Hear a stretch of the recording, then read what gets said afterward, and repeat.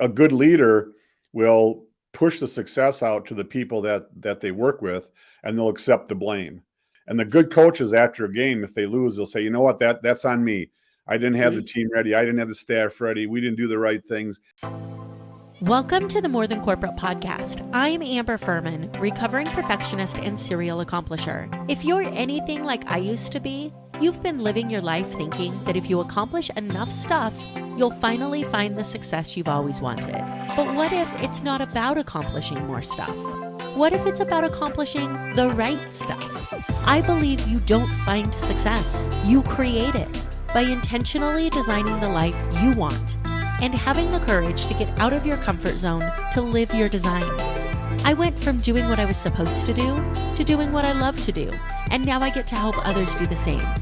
Keep listening as I chat with inspiring people who make it their mission to live their best life every day and learn how you too can live the life you've always wanted.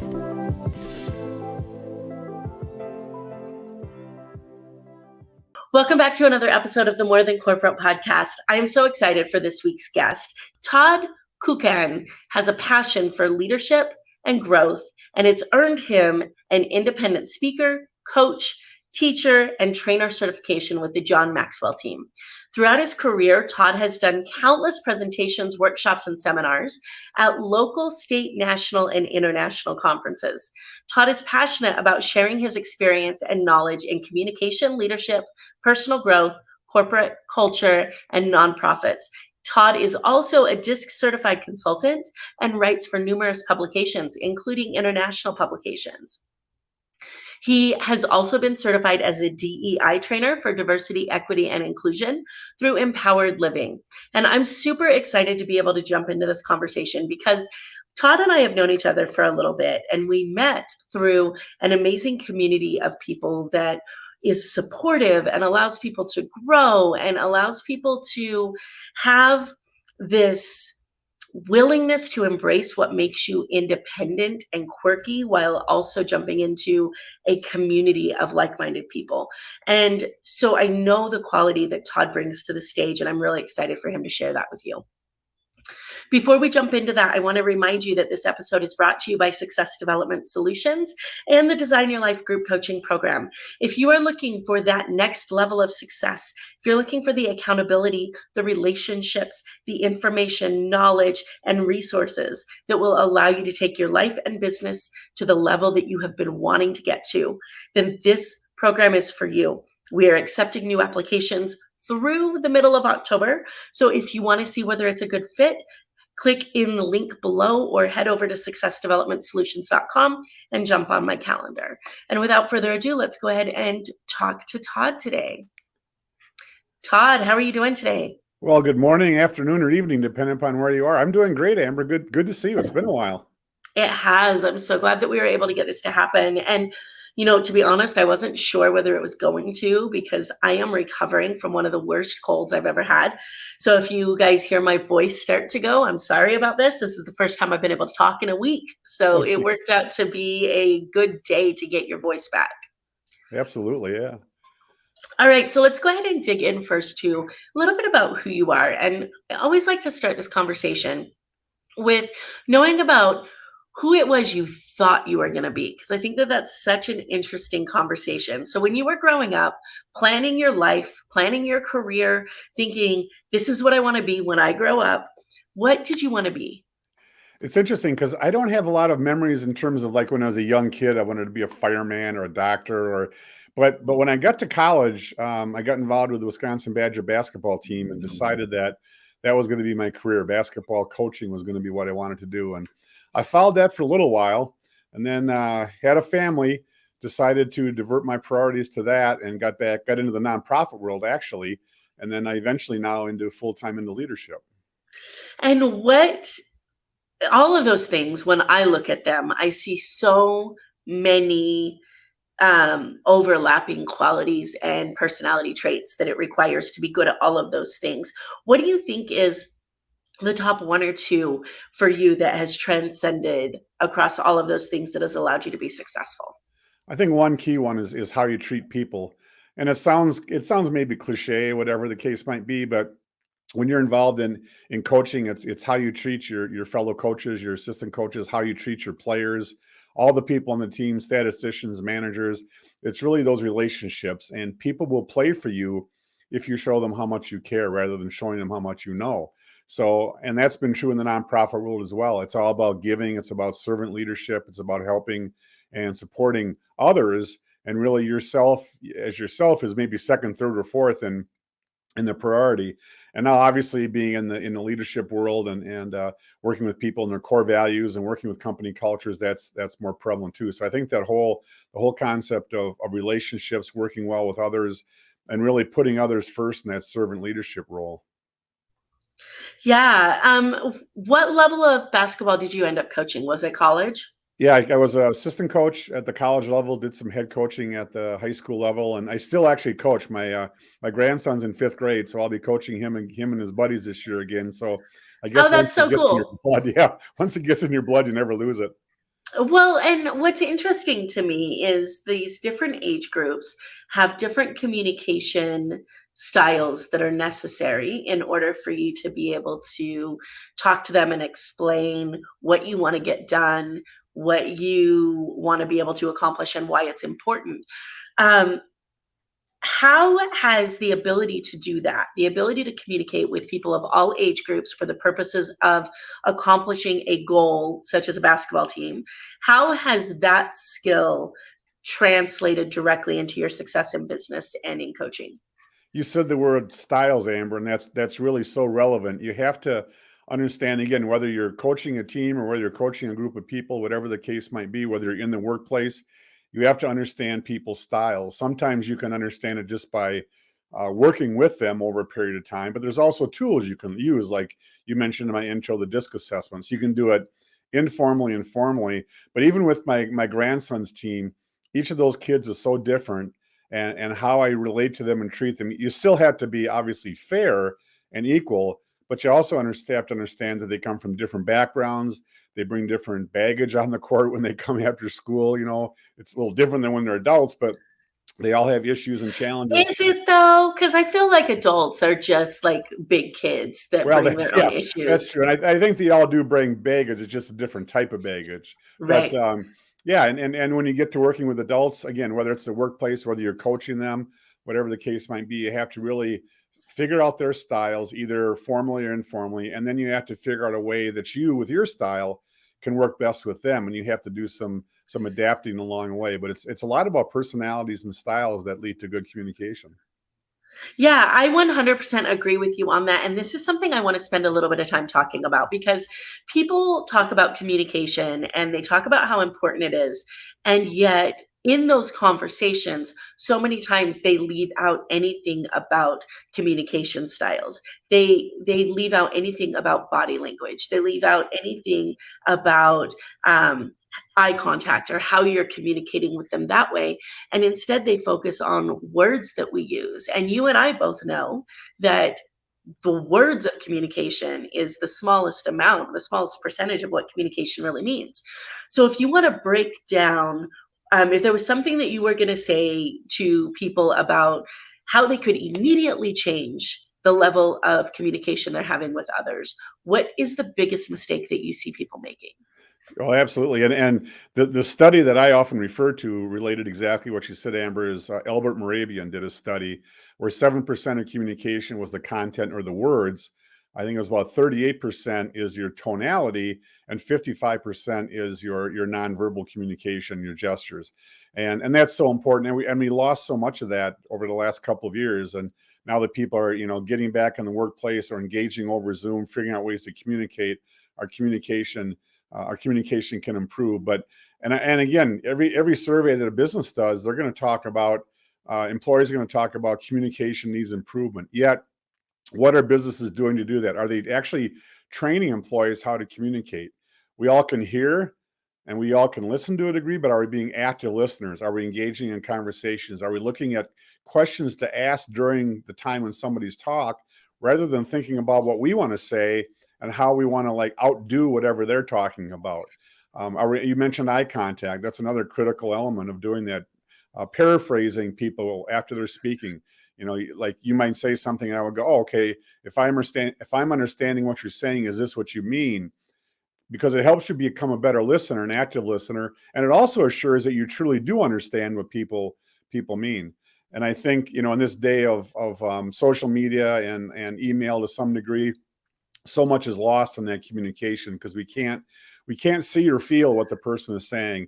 And that's such an important part of what communication is, understanding somebody's message. Yeah, absolutely. This is, the problem with having important conversations over text message, right? Is, when I send a text message, I send it with a certain intention. And I think every person that's listening to this, if they're being honest with themselves, has had a moment where they said something sarcastically and then ended up having to spend the rest of their day repairing a relationship because somebody was like, well, that bitch, right?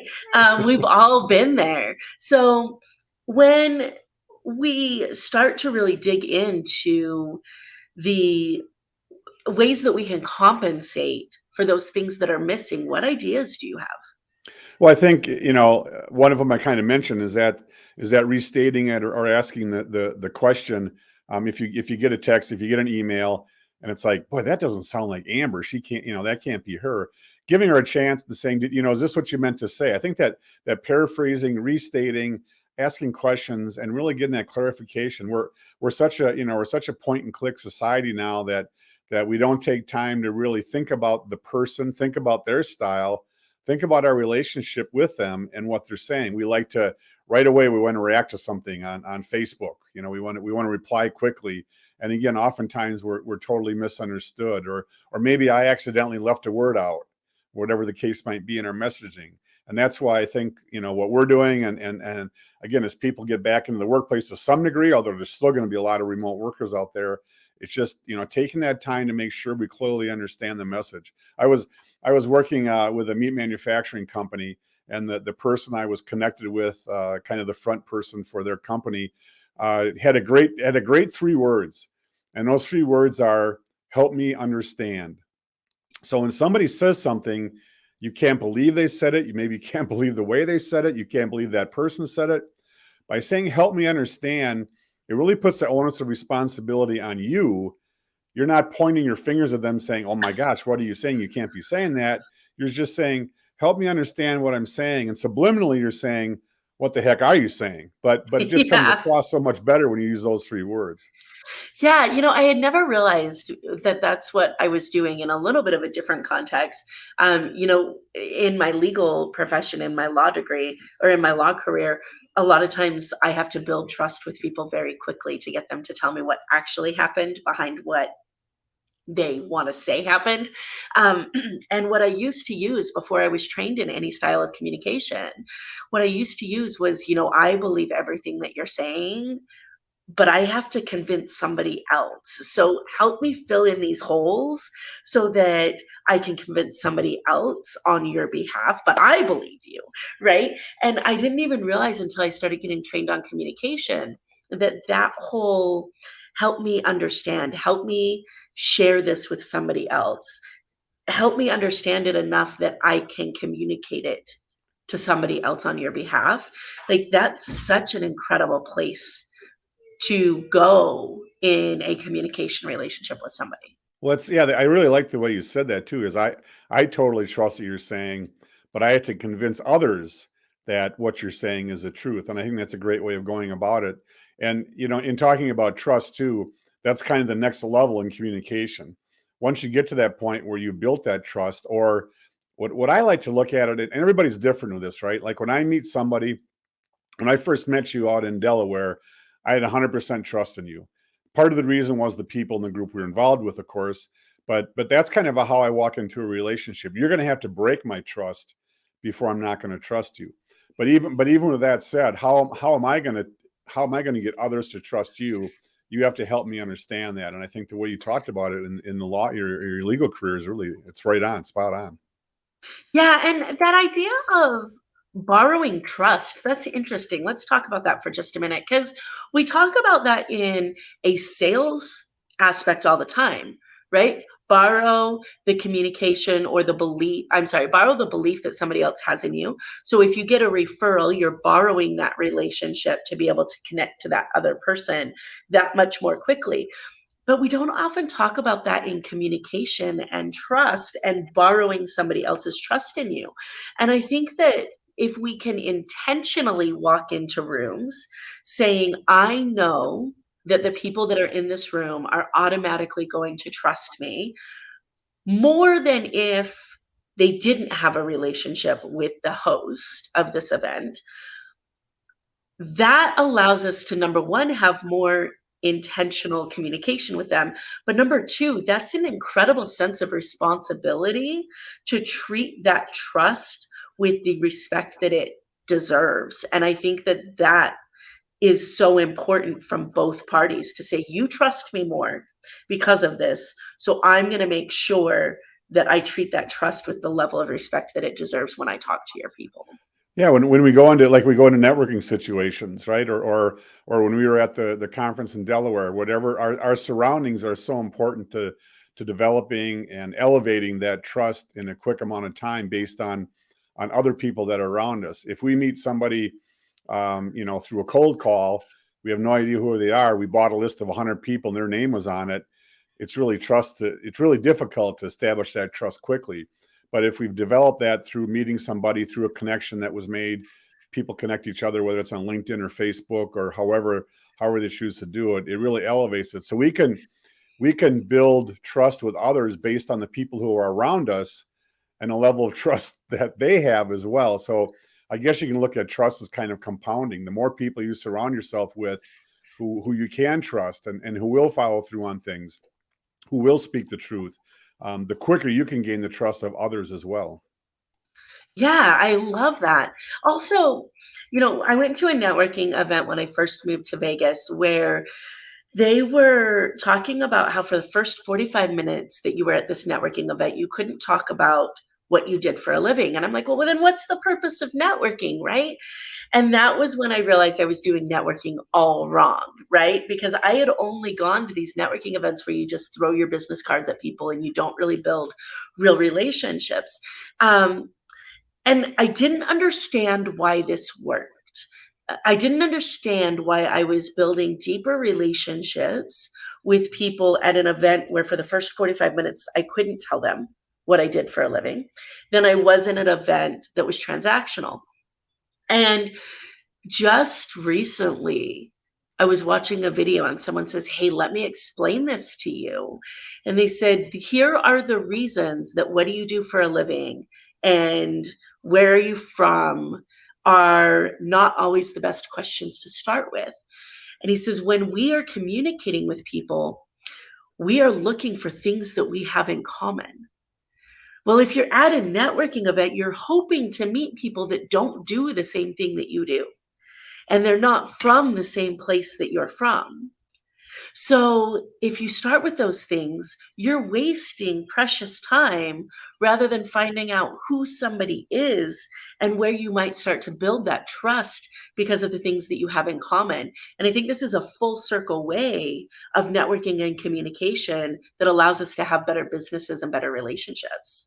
A lot of the, you really hit a chord there with me. A lot of the trainings that I do, I would say all the trainings that when I have people introduce themselves, I always say, okay, don't tell me what you are, tell me who you are. Ooh. The fact I know that you're vice president for human resources and blah, blah, blah, blah, blah, doesn't tell me anything about who you are. It tells me you have a title, and titles are really meaningless in relationships.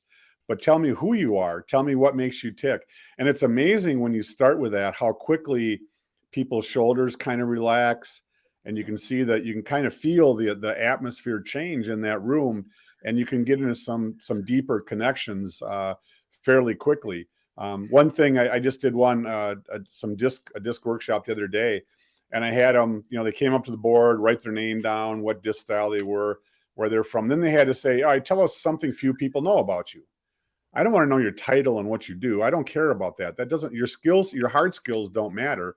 It's your people skills, your leadership skills, your soft skills, and who you are.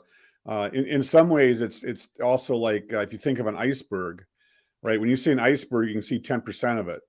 And just like with people, we can see 10% of each other, but it's that 90% that's inside of us or underwater that is really who we are and what's important in our lives. And that's where the relationships really get to. And that's where in the workplace, for example, you can start having meaningful engagement. And that's what people are telling us in the workplace that's missing. So really breaking down those walls of titles and the what, and just like you said, tell me who you are, what makes you tick. You gave me the quick tour of your office, and I can tell a lot about you just by seeing more about you and learning about who you are, and the fact you have a great dog in the background and some of those things. And that's all part of who we are, right? Yeah, it's true. And I think it's interesting that this is the conversation that we're having, especially today, where we're finally starting to realize as people are coming back from COVID, one of the things that this whole shutdown did was remind people how important human connection is and the stuff that doesn't matter as much. And I could never have imagined that I would be practicing law in an office with my office mascot, my little dog that you guys saw just a minute ago. She's not little, hanging out in my office. But when I started looking for this space, I told my real estate agent, I said, if it's not dog friendly, I don't even want to look at it. I don't even care how important it is. When I was talking to a client the other day, and he says, so what do I call you? Do I call you counsel? And I'm like, no, my name's Amber. And they're like, well, okay, but what do I call you? And I'm like, you can call me Amber. And especially in a field where it seems like the higher you go with education, the more those labels get attached, the more that you wonder, who am I in this room versus who am I in this room? And the moment that I stripped all that away and said, every room that I walk into, I'm just Amber, and these are all parts of me, was the moment that I actually started to break down those walls that you're talking about. Yeah, absolutely. Yeah, it's amazing. And I've been in jobs where, matter of fact, I recently left the Chamber of Commerce world, and one of the things is that most nonprofit leaders are called executive directors, and in the chamber world, they were trying to encourage people to change their title to president or CEO. And I'm like, I don't need to do that, because I'm going to develop a relationship with this person where they're not going to care what my title is. They just know they're going to be able to trust me. I'm going to be honest in our communication together. I'm going to be vulnerable to a point, and all that stuff doesn't matter. So call me Todd. Here's my phone number, and let's get some stuff done. I don't care what my title is. Plus, they're going to call you whatever comes to their mind anyways, right? So it doesn't matter what you call yourself. It matters, that title of CEO or managing partner or whatever it is. What somebody else sees you as is what they're going to call you anyways. So I love that. Yeah, and they see you as who you are. Again, a person that you can trust, right? So somebody's listening to this and they're saying, man, I thought that communication was just me telling my staff what to do during the day, and that I didn't understand why people were dropping the ball everywhere and seemed to not be getting the message that I was sending them. Where do they go to find some of the resources that may lay the foundation for increasing their communication skills? Well, I would say reach out to one of us to start with. I have those conversations. There's a lot of stuff out there about communication, about it really boils down to leadership. Good leaders are good communicators. And there's two different styles. There's management and there's leadership. And I think where the workplace was, years ago, 10, 15, 20 years ago, some places still today, is that management part where you told people what they had to do. And I think the buy-in from employees is much greater if they're involved in the decision making.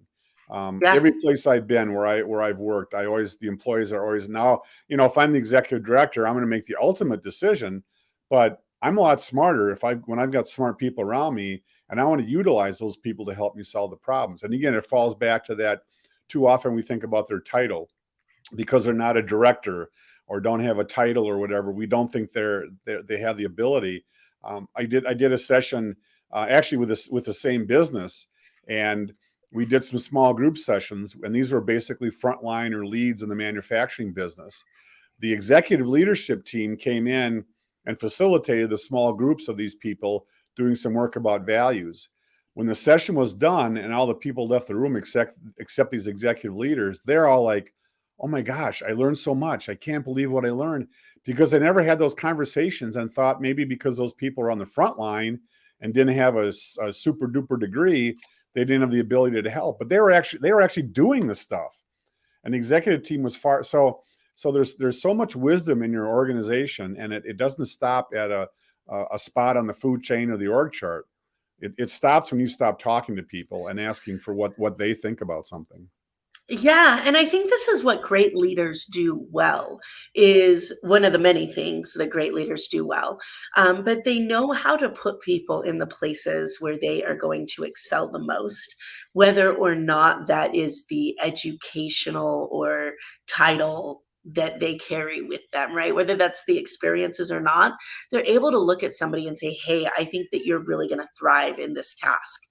And break down all of the other expectations of what should be going on in the office. And this leads me to another conversation that I've had with many people, and I'm excited to have your feedback on, is the problem that we have right now in the corporate culture of promotion styles. So it seems like for the most part, what happens is you do a good job and then you get a raise, and then you get a promotion. And then eventually, if you do everything that you're supposed to do, then you lead a team. Well, the things that you were good at that led you to that point didn't require leading a team. And so we're taking people who are not good leaders, somebody who's a good copywriter, for example, and we're saying, hey, you're a great copywriter, so we're going to have you lead a team of copywriters. And then they fail. And we don't understand why, because they were a good copywriter. So I know that you have a ton to say on this topic. How do we start to break this? Well, yeah, it's like, you take your best salesperson, your top salesperson of 5 or 10 or 20, whatever people, and you make them your sales manager. Yeah. And your sales start declining and you can't figure out why, because you got your best salesperson. But there's a difference between doing it and then teaching it or leading it. It's like in the basketball world. You take your best player and that player becomes a coach. Well, they may have been a great player and had those skills, but like you're saying, Amber, being a leader, it brings a whole different set of skills. And those businesses, those organizations that have figured out that to move their leaders, to move their people up the ladder where they become leaders, is they do need additional training. That bringing someone in like you or myself to help the organization and figure out those key leadership skills. It's a whole lot different leading than it is doing something. And that's where a lot of that is lost, and a lot of good people are lost, because now that sales manager who got fired, they lost their best salesperson because they didn't, and it wasn't fair to that person because they didn't train him or her in the best way to become that leader and help them make those changes and understand the significance of the relationships and all the things that we've already talked about, communication and trust. So what do you think is, and we may have already talked about it, I don't know. What do you think is the number one thing that you wish people knew about how to best lead organizations? I think it's if you scrape away all the titles and blaming this HR, blaming sales, blaming marketing, blaming production, peel everything away, it comes down to personality in the workplace. It's the same thing in our home, right? It comes down to personality, except we get to it quicker in our home life because people know us in a different way. But in the workplace, none of that other stuff, all that matters is personality. And that's why things don't get accomplished or don't get accomplished as well as they could, because we don't have that respect for other people, as who they are.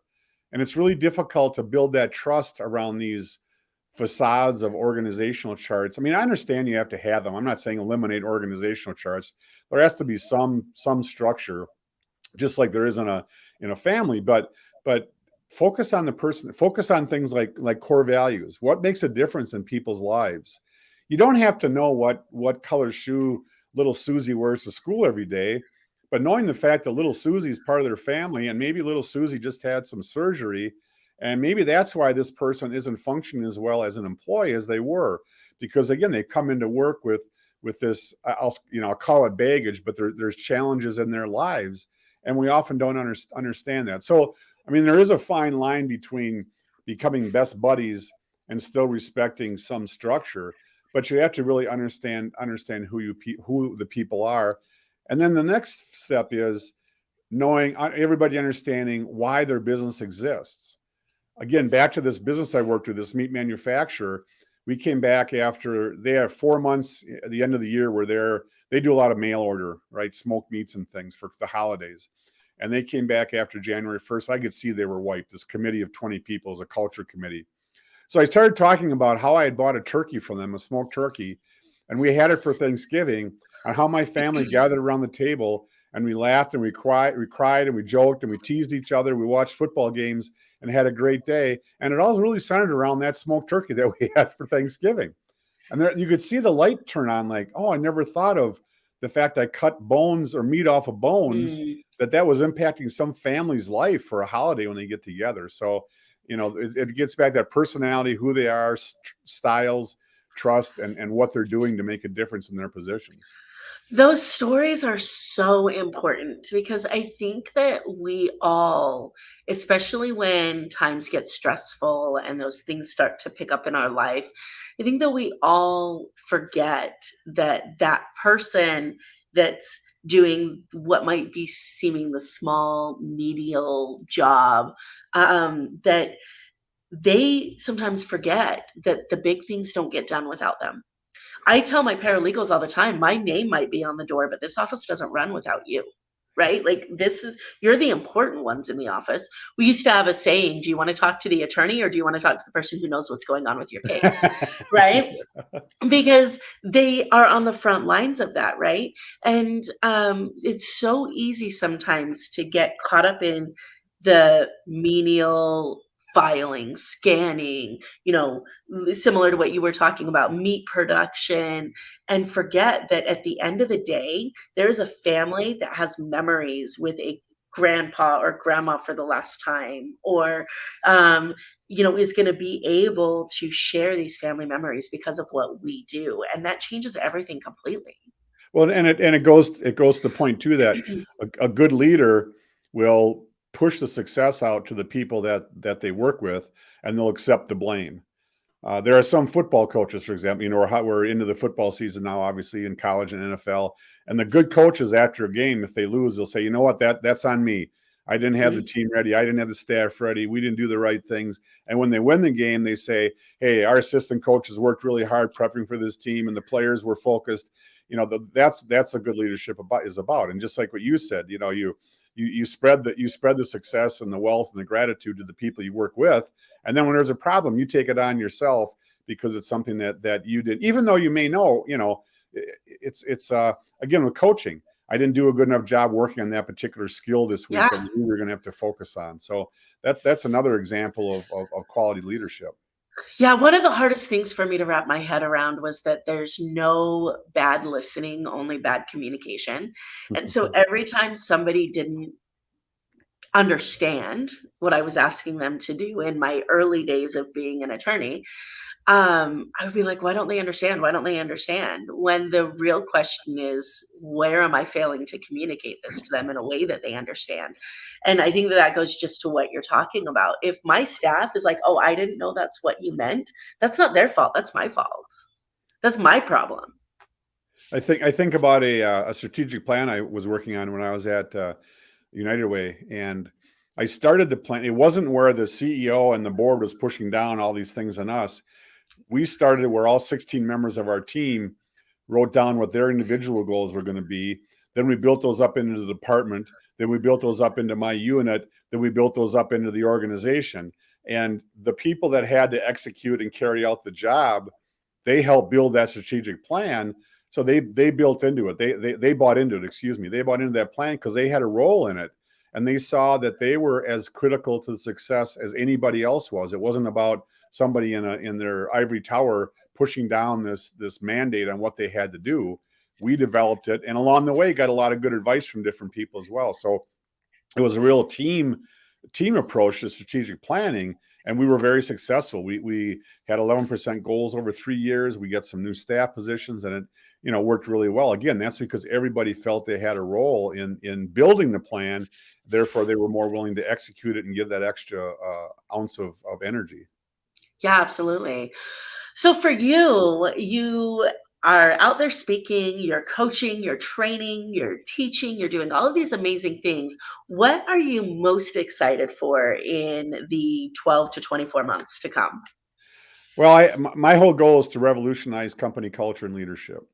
And that's what I'm excited about. There's so much opportunity out there because organizations need it so much. And any way I can get out there and share that message. The other interesting thing is that as I go out and do this work, and I'll tell the people I work with, I often get a lot more out of it than I get. You know, my goal is to add more value than I receive, and I receive so much, so it's pushing me to give out that, you know, to give more value. But I can feel, even though I'm not doing a widget or a product, I'm doing this. I can feel how it's impacting organizations, and just, you know, I don't want to make it sound like I'm revolutionizing the universe, but I can sense with people that by walking them through some of the things that we do, again, with core values, with styles, with how differences make us better, getting out of your comfort zone, how it's impacting people. And I just want to continue to be able to do more and more of that. I spent the last week, I've been to every corner of our state practically, going out and talking to schools and businesses. And as you can tell, it gets me jazzed and excited just talking about the possibilities. And I really think it's so critical now too. And I think, you know, the talent retention, obviously attracting employees is tough, but you better be working on retaining your employees, the ones you have, Yes. and making them feel that they're making a difference. And, you know, some businesses will have, and I'm not saying these are not good ideas, but some people think, you know, buying donuts or having a beer keg in the break room, or, you know, ping pong tables. I mean, that's all fine and good, but it's about people. It's about personalities. It's about relationships, and creating that engaging environment where there's meaningful engagement with the employees. Yeah, you know, I was having this conversation with somebody the other day because he reached out to me and he was like, "Hey, what do you think are the best things that should go into my corporate plan for compensating my employees? Like, should I give them like massage gift cards? Should I give them, you know, what type of incentives or rewards should I give them?" And I said, "I don't know. What do they want?" Yeah, exactly. And he's like, Exactly. "Well, I don't know." And I'm like, "Me neither." Bingo. Like, they're not my employees, right? So I think it's so simple to be like, "Hey, what's important to you?" If I was to get you a massage gift card, like, would you use that? Is that something that you would find valuable? I personally, I'm a disruptor when it comes to the legal profession. I don't want my staff to be in the office any more than I wanna be in the office. So if they call me and they're like, "Hey, I'm, just not feeling it today." I'm like, "Hey, can you answer the phones from home? You wanna work from home today? Work from home today. I don't care where you're at, as long as the job's getting done." And if they say, "Amber, I just need a day." I'm like, "Take your day. Go do what you need to do. Go, as long as the needs of the business are done, go do what you need to do." Because I learned a long time ago that what you're saying is 100% true. Um, my I had an old boss who used to tell people in interviews, "Your family isn't my problem. Mm. Your um, your kids, while I'm sure you love them, they are not my concern. Oh my So God. while you are here, I need 100% of your energy." And he has turnover like nobody's business and can't figure out why. Can't figure out why. Yeah, I took a position recently, and I don't want to say what it is in case somebody's listening, but it was very much like that when I started. And I'm like, oh my gosh, this is horrible. No, you know, and I just flipped it. So, you know, if they had a kid had a football game at 4:30, they want to leave at 4. Yeah, go, fine, get out of Go. here. Or the babysitter was sick and they wanted to work from home. Fine, do, you know, and they would be more productive because I let them do that, you know, than if Yeah. I'm like trying to push my thumb down their throat to make them act or behave a certain way. Just those sorts of, it wasn't about the compensation, wasn't about any frills. It was just about, I've got a life, and Yeah. I've got kids or a dog, or I've got to run an errand, or, you know, whatever the kid, or I'm not feeling up to it. You know what I mean? You know, they had to take PTO sometimes but being flexible. And I realize that in some businesses that's more difficult to do, but just that mentality in the workplace of, I want to help you out, because I know you're a human being and there's issues and challenges for you, just like there are for me, right? Yeah. And for my family. Yeah, I mean, let's be real. I run 3 businesses. There are days that I wake up and I'm like, I don't want to people today.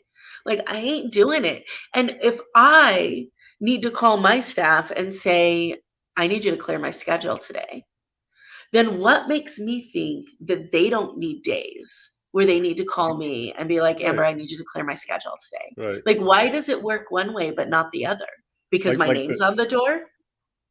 Exactly, like the CEO on men's or ladies' day at the golf course, and they leave the office early, like it's no big deal, and then their employee asks for a half hour, and it's like you've committed a mortal sin. And It's so true.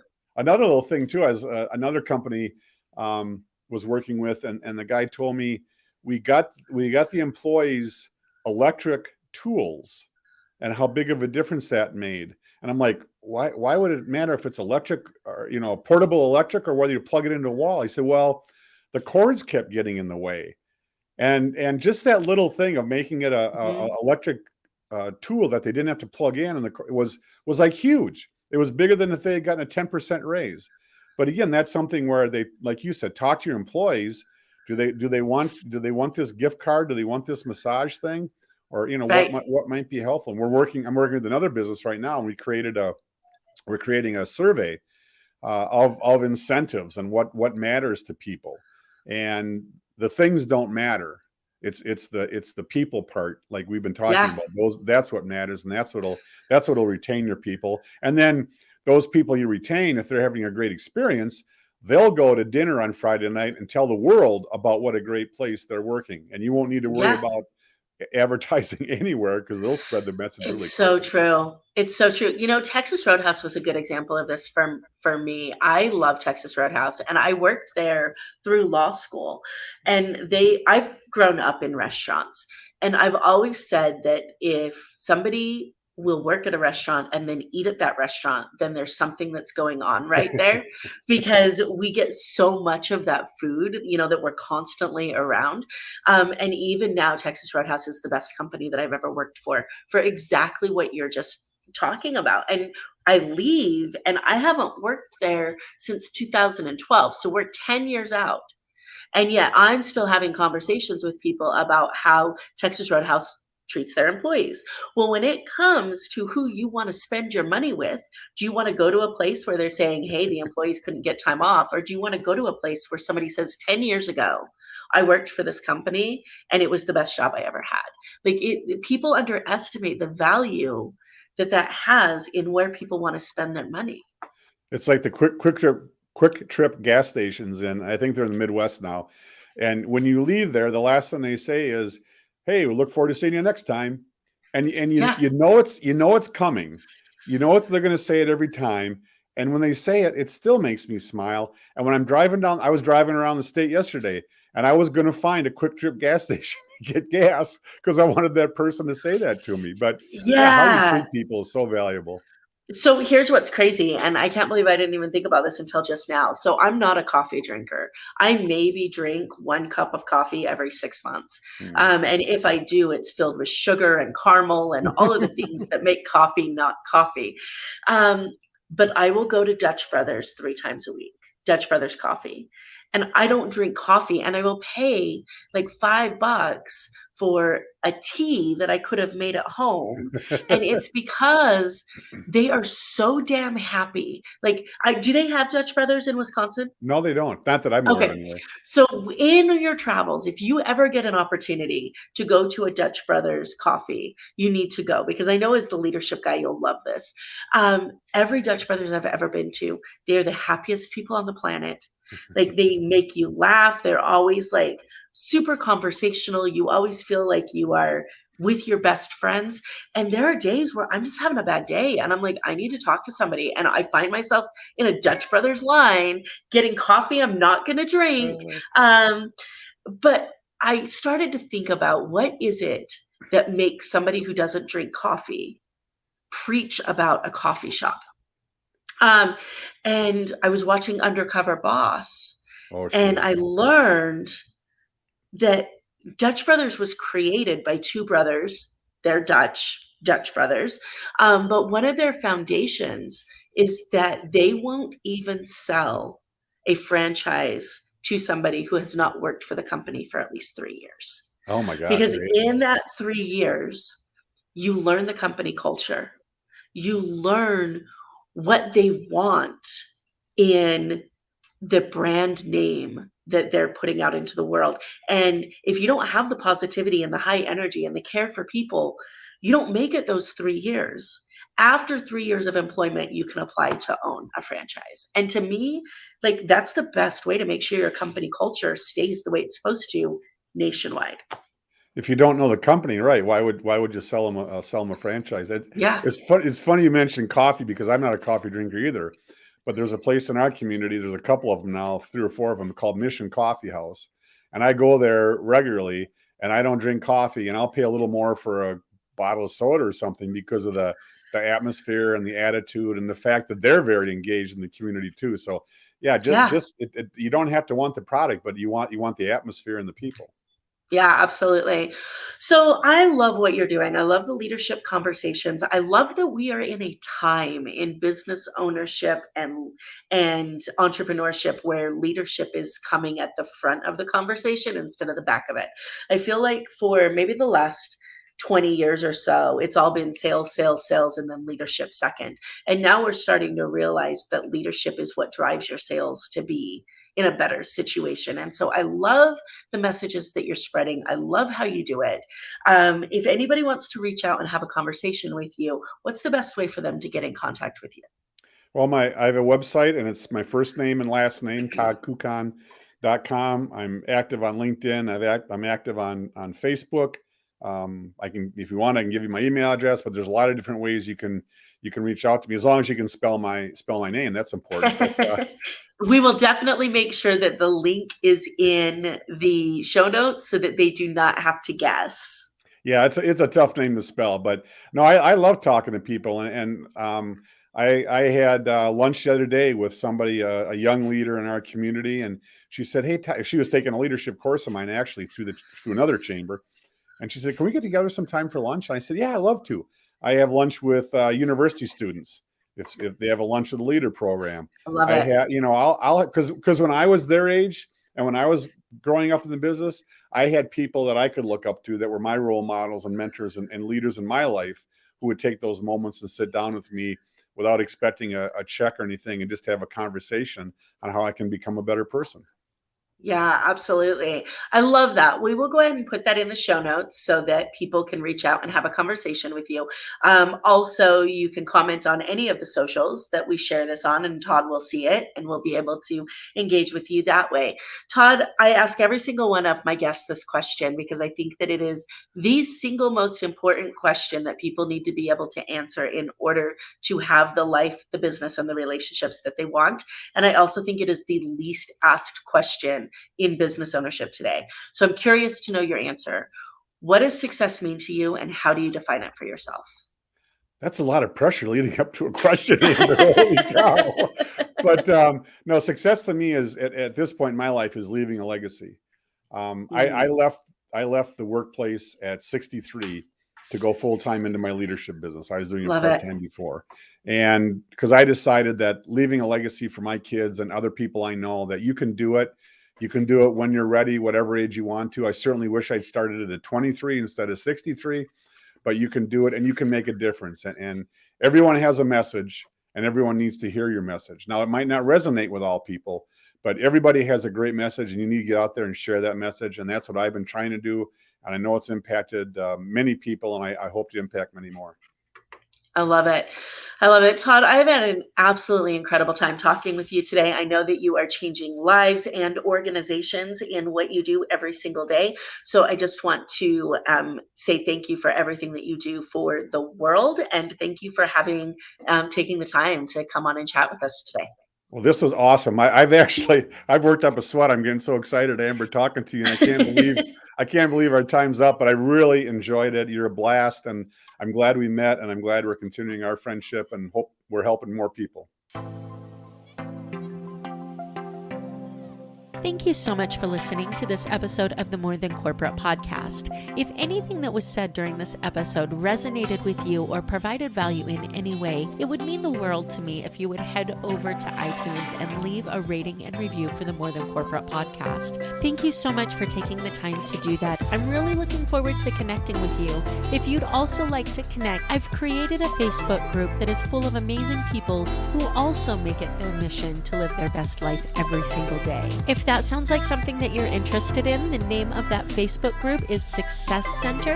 Head over there, request to join, and I look forward to connecting with you soon.